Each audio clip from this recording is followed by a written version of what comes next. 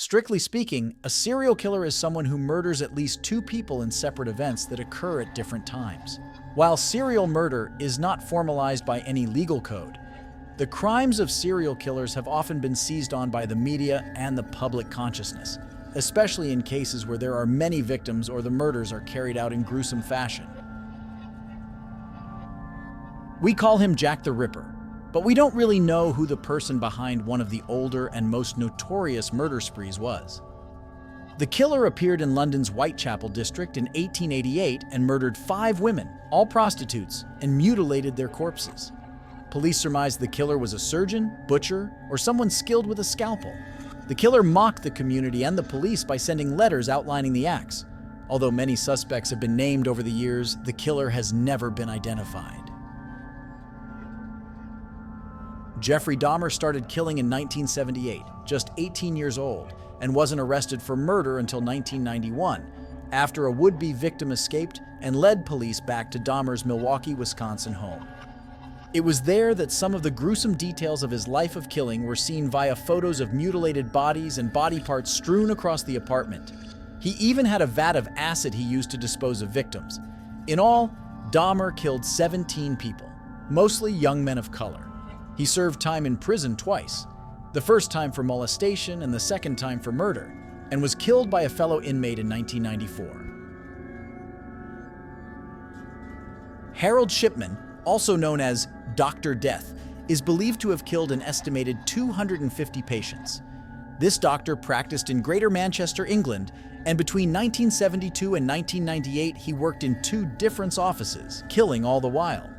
He wasn't caught until a red flag was raised by several people, including an undertaker who was surprised by the sheer number of cremation certificates Shipman was a part of, along with the fact that most of the cases were elderly women found to have died in bed not at night, but rather during the day. Police mishandled the investigation, and Shipman kept killing until he got greedy and tried to concoct a will for a victim that named him beneficiary, which led the victim's daughter to become suspicious. He was finally convicted in 2000 and committed suicide while in prison in 2004.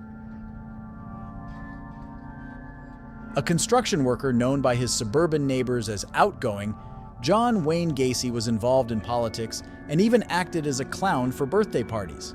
He was no clown. Gacy came under suspicion in 1978 when a 15-year-old boy last seen with him went missing. That wasn't the only time families of missing boys had pointed fingers at Gacy, but it was the first time authorities took them seriously. Soon after, a search warrant granted police access to the Gacy home with the smell of nearly 30 bodies buried in a 4-foot crawl space under his home. He was convicted of 33 counts of murder with additional counts of rape and torture and was executed by lethal injection in 1994.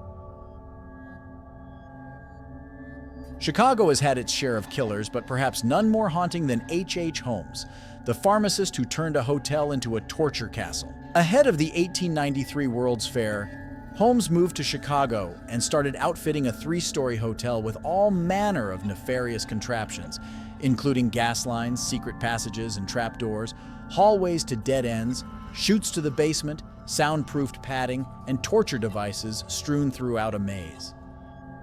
The gas allowed Holmes to knock out his guests before the worst of what was to happen came next, often on his surgical tables.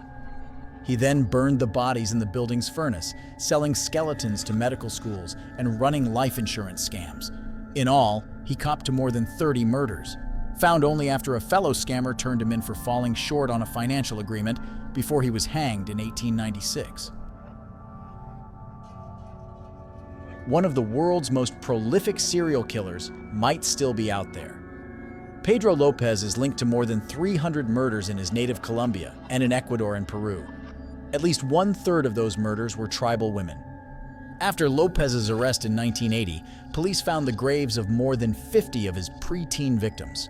He was later convicted of murdering 110 girls in Ecuador and confessed to 240 more murders in Colombia and Peru. The monster of the Andes didn't even spend 20 years in prison, as he was released in 1998 for good behavior. More than 20 years since, his whereabouts remain unknown. Ted Bundy loved the attention his murders garnered him, and many in the United States were more than happy to give him that attention.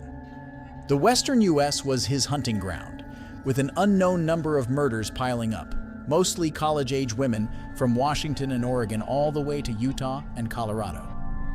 Bundy was once arrested in Colorado and convicted of kidnapping, but he escaped custody, moving to Florida where he killed multiple times more.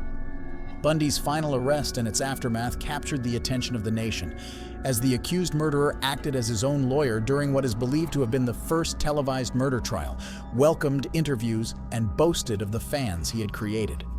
He was eventually executed in an electric chair in 1989. Thank you for watching us. Do not forget to like and subscribe to see you in another video.